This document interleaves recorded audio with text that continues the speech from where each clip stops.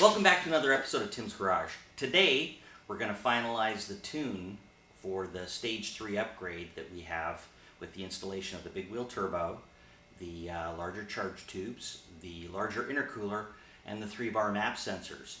And I'm going to be dialing in to talk to Martin Scott over at RPM Motorsports, and we're going to be using a couple of things that he sent to me. The first thing is we're going to be connecting to the vehicle with something called an MPVI2 device. This is a device that plugs into the OBD2 port on the Saturn, and it connects with a USB cable. This device is from HP Tuners, and it's going to be the interface that I'm going to use, along with a little remote, inexpensive laptop to be able to dial into the car and have Martin do all the tuning. So I'll jump right into the tuning. This video is going to be a little longer because there's a lot of interaction that we did and capturing some of the data logging, and I want to show how all of that happened. Okay, so here we are. We're about now to do the initial tune to allow for the 3-bar sensors over the 2-bar sensors, and to put the initial calibration into the car that'll allow me to drive it and start doing some data logging without injuring the engine or creating too lean of a condition and potentially causing some issues with ring wear or cylinder wear. So right now I've got Martin over at RPM Motorsports. He is scrolling through my laptop using his TeamViewer application, trying to figure out why the credits didn't appear on my device. He's going to handle this for me, and then he's going to give me a call, and we're going to dial into the car, and we're going to get it done. So I'm just going to plug in right here to the OBD2 port. I've got this MPVI2 device that is connected through a USB cable to the laptop. I'm going to plug it in here into the OBD2 port, and the vehicle is now connected to the computer, and Martin is going to be going ahead and reading. He's currently doing a bunch of work on the car right now, looking for some specific data, configuring the car for me, and getting everything ready for me to be able to start my data logging and getting this thing running. So for now, I'll come back when we've got a little bit more information to share. Hey, Martin. Howdy, sir. Okay, so I'm in the car and I've got the laptop here. I saw that you were doing a bunch of stuff to it. Alright. Let's start by reading the car.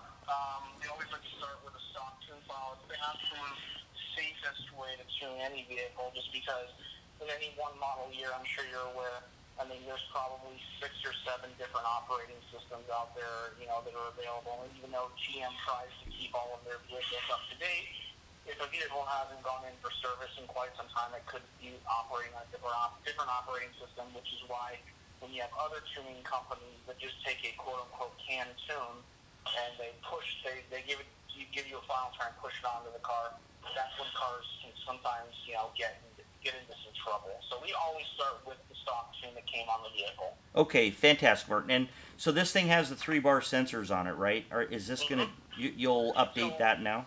Yep. So what we're going to do is we're going to pull your file.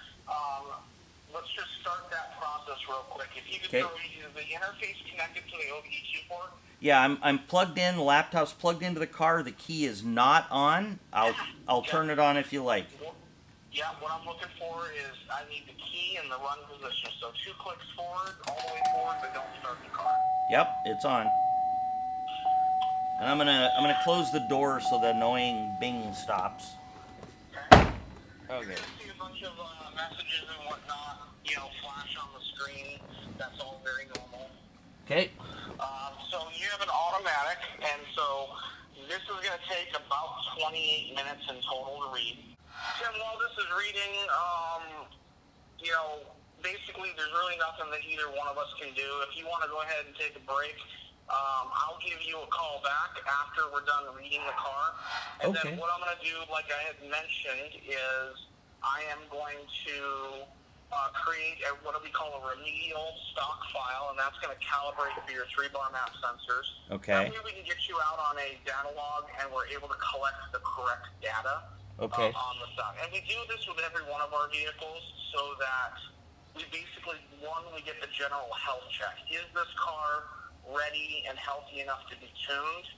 And it also gives us that baseline. We want to Okay. make sure the car is performing as a stock car should be. Okay. Well, it says it's at 12% already, so it's moving pretty fast. It says 12 minutes left. All right, 12 minutes on the ECM. It'll kick over to your transmission after that. We probably realistically got about 25 minutes of total read time. Oh, okay. Well, then it makes no sense to sit on the phone, right? No, I'll give you a call back. Cycle the key for me, so turn it off and pull the key out. Yep. Want me to open the door too? There. Yep. Okay. And then put the key back in the car and throw it 2 clicks forward to the run position for me. Yep.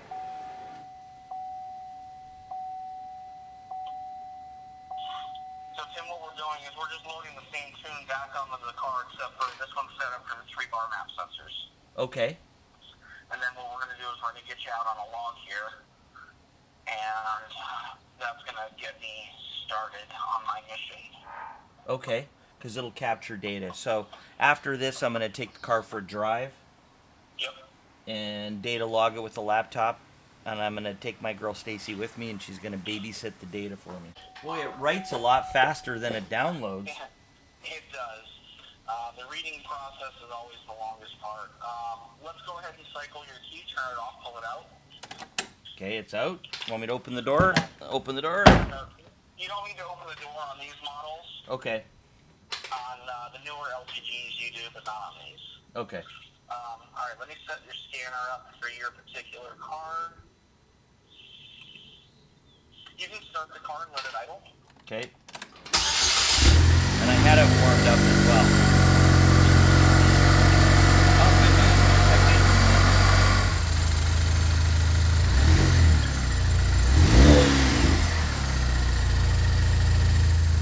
So has the transmission been altered at all yet, or is that for later? No, in fact, your entire ECM is still very, very stock. Okay.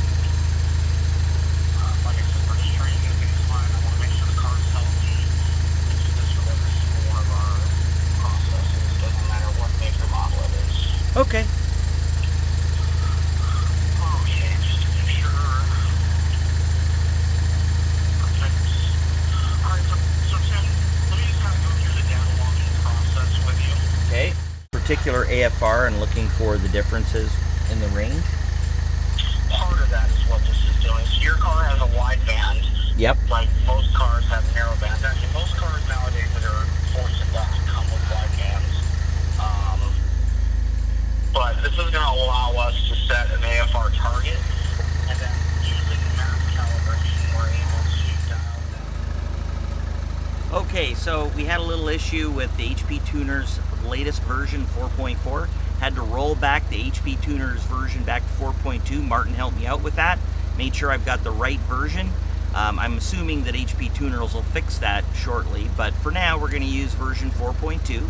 Now we're going to take the car out, now that we've got the 3-bar sensor set up to read as 3-bar sensors, and Stacey and I are going to go for a drive, and we're going to go and do a little bit of data logging, just about 5 to 10 minutes of driving in one 30 mile an hour to 75 mile an hour roll on with the throttle until we get wide open throttle, and that's all Martin wants at this point. He's going to come back and look at it, and he's doing this to make sure that we don't do anything that's going to injure the engine. So I'm really appreciative that Martin's got me looked after and making sure we're going to do this tune correctly. Okay.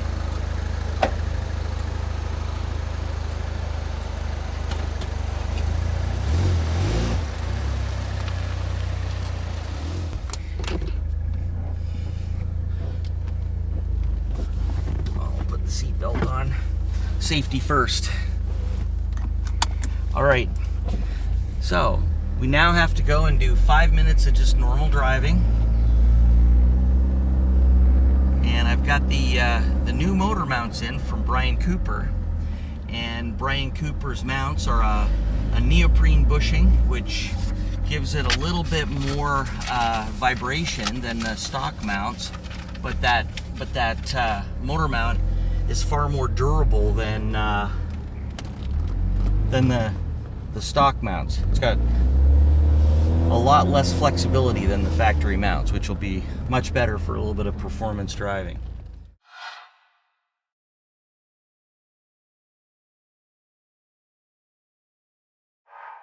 So we've got the car up to temperature. It's currently at 199 degrees from idling in the garage.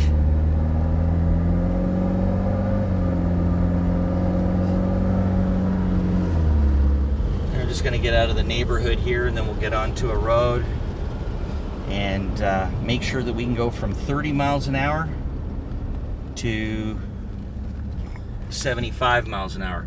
Thankfully, the speed limits around here are such that we have the ability to do that over here on one of my streets. The speed limit on that street is 60 miles an hour, so that'll give me the ability to get it up to some speed. You can see that it's capturing a little bit of data as it's mapping, and it's running and mapping around a targeted AFR that it's looking for. And while at this point I don't understand how HP Tuners captures that data, Martin does, which is why Martin's helping me with this. So he's looking at he's going to be able to look at the fuel trims, make sure everything's being captured as necessary, and we'll adjust things as needed as soon as I get back to the garage with the trim. So for now, we're just going to let it go. And it looks like coolant temperatures are up to 205, 207 now. So the new radiator in the car is working as it should, although it's a little warm. There may still be an air bubble that I've got to get out of the cooling system. Although it's dropping 201, 203, 199. It's dropping like a stone for the coolant. So we can see the coolant temperature is dropping now down to 196, 194.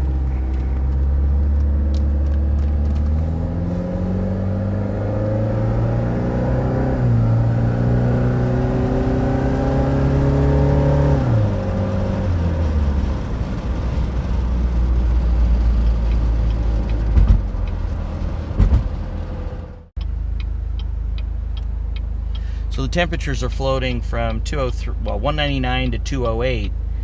So it's quite likely I need to do another purge of the cooling system. So I'll have to do that. Already it's up to 210, and it's only a 74 degree day. So we'll want to make sure we go through and adjust the cooling system, make sure I've got all the air bled out of it. It seems to be running just a little bit on the hot side.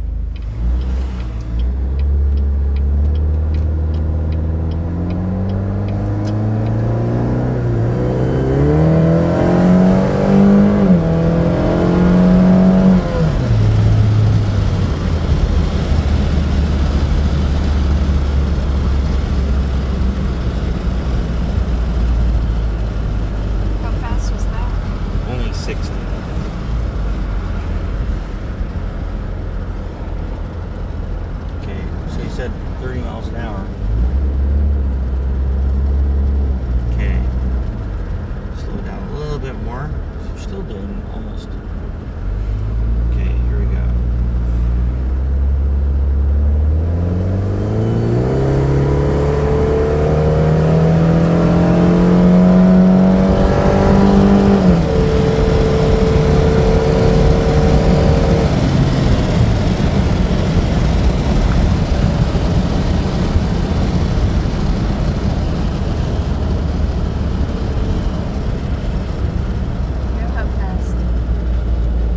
Doing 50 now. What were we doing? I'm gonna not say that on tape. Police were going the other way. Yeah, the police were going the other way, but that doesn't mean you need to be irresponsible out on public city streets. 30 miles an hour, and then I'm gonna give it enough gas again.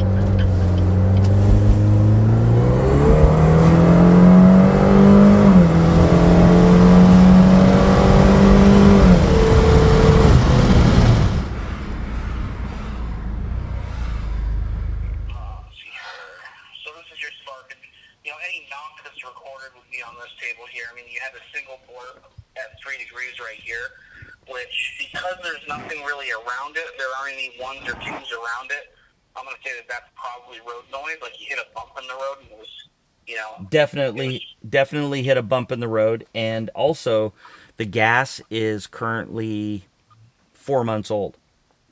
okay. Well, that's going to be bad. We're not going to be able to tune on that. Now, ironically, it looks like your fuel trims did not start recording. So again, well, hold on. All right, so oh no, well, I got a little recording. I mean, Tim, normally you don't see zeros across the board like this. This is just not normal. Okay, so maybe there's So, something that's not there, but that's our initial.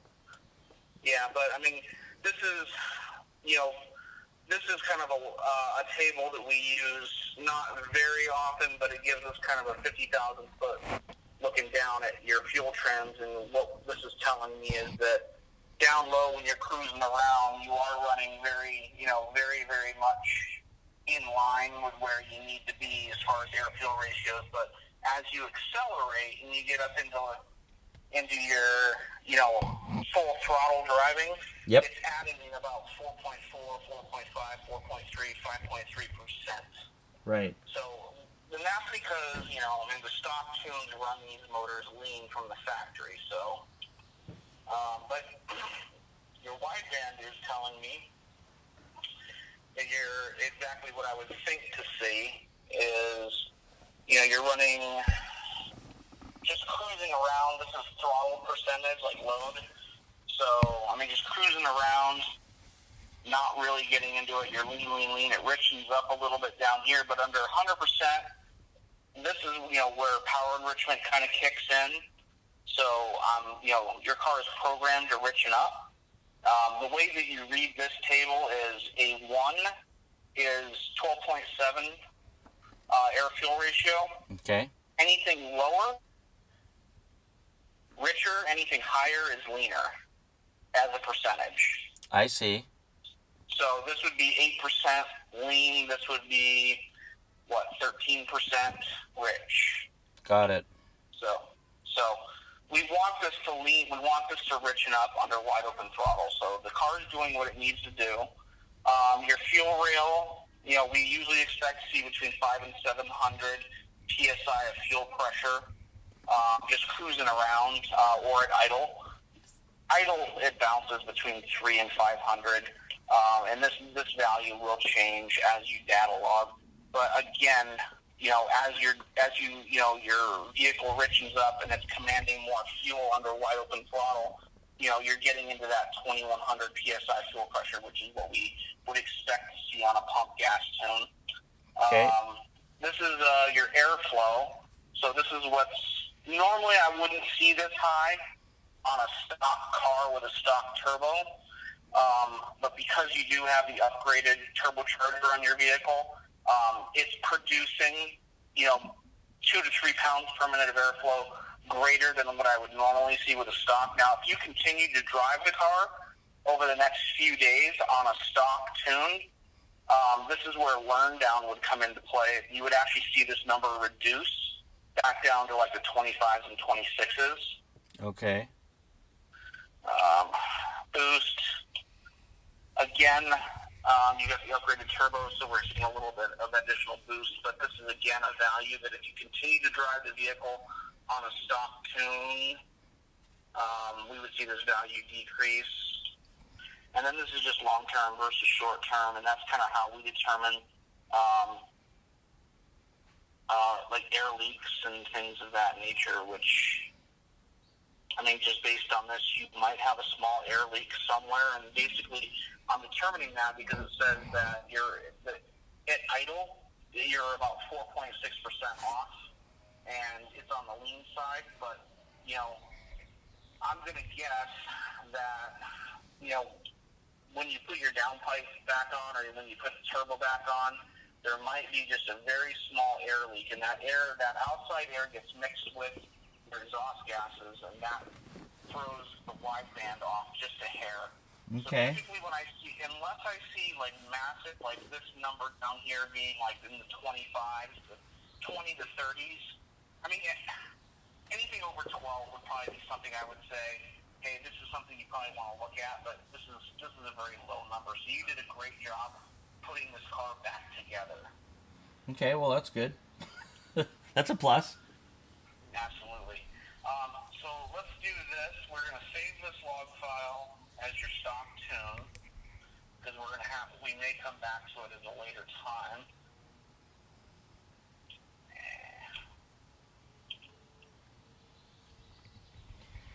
So it felt like it pulled a tiny bit more than before, but again, it's been 3 or 4 months since I drove the car, so it's hard to tell. It probably did, because 3 or 4 months ago, before you tore the car down, it was probably only making 25 or 26 pounds per minute of airflow, and today you were making 28, almost 29 pounds per minute. Right. So airflow is how you drive horsepower, so that's the number that we want to look at. Let's see here. I have a sneaking suspicion this is not going to let me open this file, but let's see.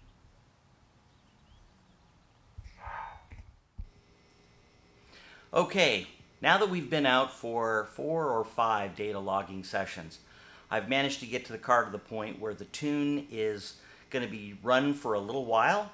I'm kind of excited about how much it transformed the drivability of the car. The car now launches about the same off idle, but after about 10 to 15 feet, the vehicle takes off pretty aggressively, and it'll get about 10 or 15 feet of rubber when it hits second gear with the automatic. So some of the things that helped with the tune were the boost now is getting up to 22 pounds, and I managed to get about 31 to 32 pounds per minute of airflow out of the system.